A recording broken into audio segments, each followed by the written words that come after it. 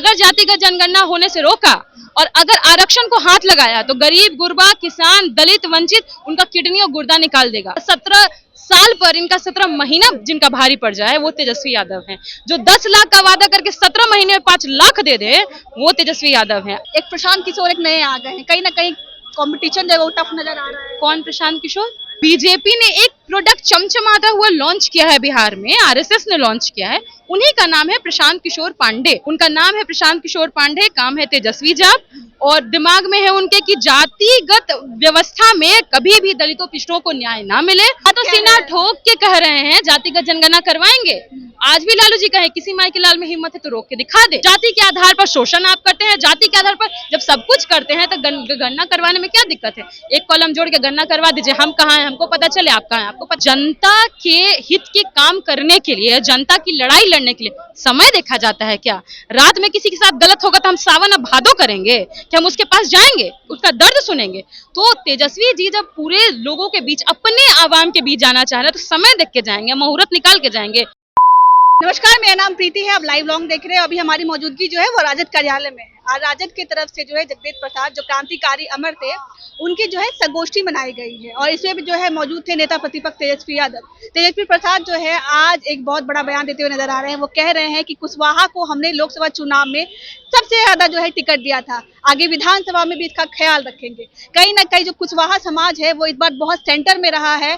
बिहार की राजनीति में जो लव कुश समीकरण है वो हर पार्टी ने साधने की कोशिश की है। कह सकते हैं कि इसमें जो सबसे ज्यादा कामयाब रही है वो राजद रही है। हमारे साथ जो है आरजेडी की मुखर प्रवक्ता है प्रियंका भारती, उनसे पूछेंगे कि आज जो है जगदेव प्रसाद की जो है संगोष्ठी बनाई गई है, उस मौके पर तेजस्वी यादव आते हैं और कुशवाहा समाज पर कहते हैं कि हम सबसे ज्यादा ध्यान रखेंगे। इसका इस पर क्या कहेंगे? देखिए समाज से आती है।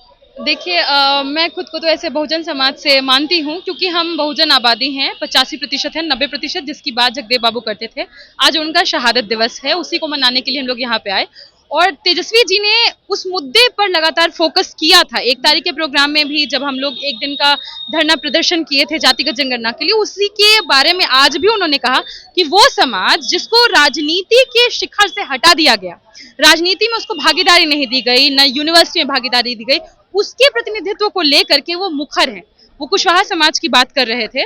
तो जो समाज शुरू से, अब खुद देखिए जगदेव बाबू ने लड़ाई को लीड किया, कहीं ना कहीं वो राजनीति से गायब हो गया, तो आगे लाने की जिम्मेदारी को तेजस्वी जी ने बखूबी निभाया है। मुझे खुद इतनी कम उम्र में, 26 साल की उम्र में राष्ट्रीय प्रवक्ता बनाना इस बात को साबित करता है कि वो इस समाज को आगे ले जाने के लिए पूरी तरह से इच्छुक है। तभी उन्होंने कहा कि आप 1 कदम लीजिए, हम 4 कदम लेंगे। विधानसभा में क्या लगता है क्या रहेगा? क्योंकि एक बार जो है एक तरफ जो है जदयू है, बीजेपी तो थी ही, एक प्रशांत किशोर एक नए आ गए हैं, कहीं ना कहीं कंपटीशन जो है वो टफ नजर आ रहा है। कौन प्रशांत किशोर?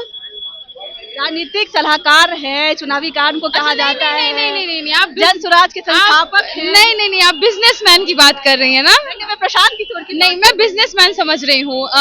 वो व्यक्ति जिनको पैसा मिलेगा तो कभी इधर पलटी मारेंगे, पैसा मिलेगा तो उधर जाएंगे। मुझे तो बस यही उनके लिए कहना है कि वो कहाँ से कैसे आप उनको इस लड़ाई में काउंट भी कर रही हैं। आरएसएस और बीजेपी बोलिए, बीजेपी ने एक प्रोडक्ट चमचमाता हुआ लॉन्च किया है बिहार में, आरएसएस ने लॉन्च किया है। उन्हीं का नाम है प्रशांत किशोर पांडे। उनका नाम है प्रशांत किशोर पांडे, काम है तेजस्वी जाप और दिमाग में है उनके कि जातिगत व्यवस्था में कभी भी दलितों पिछड़ों को न्याय ना मिले और इसी मिशन में वो लगे हुए हैं। मैं बस इतना कह देना चाहती हूँ कि सबसे पहले इस व्यक्ति की जांच कराई जाए, इस व्यक्ति का जांच हो कि फंडिंग आ कहाँ से रहा है। वो कह रहे थे ना कि हम जिनका मदद किए थे वो मेरी मदद कर रहे हैं, तो मदद तो बीजेपी आरएसएस का किए थे, आरएसएस ही तो फंडिंग कर रही है, तो वही बात तो मैं कह रही हूँ। कुछ दिन पहले उन्होंने कहा कि राजद एक दुकान खुल गई है जिसके मालिक अब तेजस्वी यादव है, बस लालू प्रसाद यादव के जो बेटे हैं इसलिए नेता है, बाकी और कुछ नहीं है। जिस समय में वो इधर उधर पैसा लेकर के बिजनेस कर रहे थे ना, मैं 2009 की बात कर रही हूँ, उस समय से तेजस्वी जी पूरा बिहार को पैदल नाप रहे थे। सब जगह वो संघर्ष करते नजर आए। जिस समय उनको कोई कुछ समझ नहीं रहा था, उस समय में 2020 में आपको याद होगा ना, वोटिंग परसेंटेज के हिसाब से अकेले लीड करा के राजद को सबसे बड़ी पार्टी उन्होंने बनाया। तो ये तेजस्वी प्रसाद यादव है। 17 साल पर इनका 17 महीना जिनका भारी पड़ जाए वो तेजस्वी यादव हैं। जो 10 लाख का वादा करके 17 महीने में 5 लाख दे दे वो तेजस्वी यादव हैं। आर्थिक न्याय के साथ साथ सामाजिक न्याय की लकीर खींच दे वो तेजस्वी यादव है। 17 महीने में जातिगत सर्वे करवा करके सभी लोगों को, सभी वर्गों को, सभी समुदायों को, जो गरीब है उनको 2 लाख देने की घोषणा करवाए, लेकिन भाजपा ने क्या किया, आते ही उसमें कुंडली मार के बैठ गई।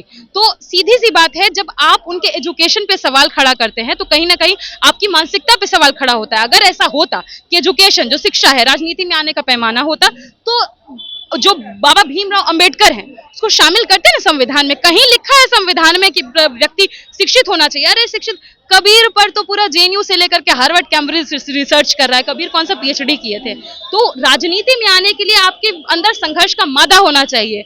आपको समाज के लिए मरने से भी खौफ ना होना चाहिए। वो व्यक्ति ही समाज को आगे ले जा सकता है। आप लोग लोकतंत्र और संविधान के रक्षा दिवस मना रहे हैं, संविधान खतरे में है क्या? वास्तविक तो लगता है कि सिर्फ जो एक नारा लगा रहे हैं आप लोग। देखिए, जिस समय में अगर आरक्षण पे प्रहार हो, सभी वर्ग समुदायों को एक साथ रहने की नसीहत ना दे करके कहीं ना कहीं किसी मुसलमान पे गोली चला दी जाए, कभी आप मुसलमान पे गोली चला दे, कभी दलितों का शव ना।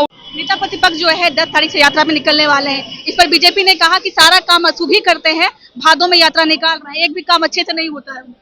देखिए, मैं क्या बोली आपको, मनुस्मृति से उनका सोच आता है, करते रहे सावन भादो।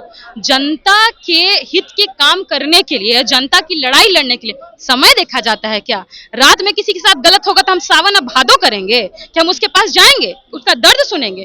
तो तेजस्वी जी जब पूरे लोगों के बीच, अपने आवाम के बीच जाना चाह रहे हैं तो समय देख के जाएंगे, मुहूर्त निकाल के जाएंगे, जब मन करेगा जाएंगे, और जनता के दिल में वो बसते हैं। जिस दिन ठान लेंगे जाएंगे और जनता उनको पूरे मन से स्वीकारेगी। जब आपके राष्ट्रीय अध्यक्ष ये कहते हैं कि कान पकड़ के जाति जनगणना करवाएंगे, तो इस पर बीजेपी वाले कहते हैं कि खुद हमारा जो कान पकड़ेंगे, खुद पहले अपने को ईडी और सीबीआई से छुड़वा ले, फिर हमारा कान। तो धमकी ना हो गया?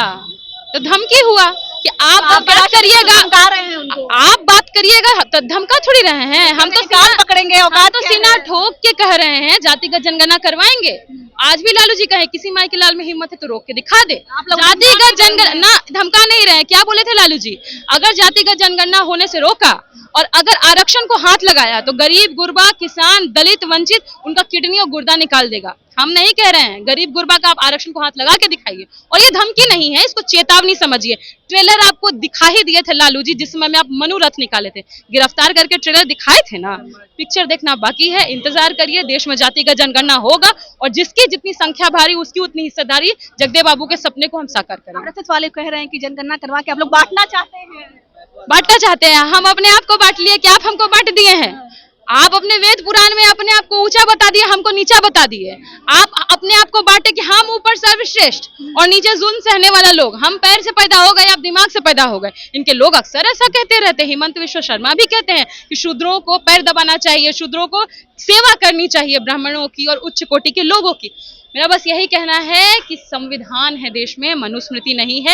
हम नहीं बांट रहे हैं। अगर आप सब शुरुआत आपने की, जाति के आधार पर भेदभाव आपने किया, जाति के आधार पर बहू बेटी आप ढूंढते हैं, जाति के आधार पर शादियां आप करते हैं, जाति के आधार पर शोषण आप करते हैं, जाति के आधार पर जब सब कुछ करते हैं तो गणना करवाने में क्या दिक्कत है? एक कॉलम जोड़ के गणना करवा दीजिए। हम कहाँ हैं हमको पता चले, आप कहाँ हैं आपको पता चले। सवाल, विधानसभा चुनाव की क्या तैयारी है? देखिए, तेजस्वी जी अभी यात्रा पर निकल रहे हैं और जल्द, जहां तक मुझे लगता है कि 17 महीने का जो हमारा शासनकाल रहा, जनता ने देखा कि 17 महीने में अगर बिहार इतना विकास दे सकता है। आपको मैं एक डाटा दे रही हूँ, इंडियन एक्सप्रेस का परसों का खबर आया है कि 2016 से लेकर के 2022 में बिहार में इन्वेस्टमेंट जानते कितना है? 2500 करोड़। मात्र 2 साल के बीच, वही जो हमारा टेन्योर है 22 से 24 के बीच वाला काल में 12,000 करोड़ का इन्वेस्टमेंट आया। ये तेजस्वी जी का सफल प्रयास था। उन्होंने ही सबमिट करवाई थी इन्वेस्टर्स की और आज बिहार ये देख रहा है। तो लोगों को भरोसा हो चुका है कि जो व्यक्ति बदलना चाहता है बिहार को, वो बदल के रहेगा। और बिहार की तकदीर बदलने वाले सिर्फ एक व्यक्ति है, तेजस्वी प्रसाद। वही तेजस्वी ना जिनको जीडीपी और जीडीपी का ग्रोथ नहीं पता है, प्रशांत किशोर कह रहे हैं। प्रशांत किशोर जी, पहले आपका जांच होगा। फंडिंग कहां से आ रहा है पहले आप ये बताइए। आपको आरएसएस वाला लेकर के आया है और इसका जांच हम लोग करवाएंगे, चिंता मत करिए। चलिए, हमारे साथ प्रियंका भारती थी, राजद की राष्ट्रीय प्रवक्ता है, मुखर प्रवक्ता है, खुलकर अपनी बात कहती हैं। बाकी आपकी क्या राय है, आप हमारे साथ बने रहिए। मैं थी आपके साथ प्रीति, आप देख रहे थे लाइव व्लॉग। तब तक के लिए धन्यवाद।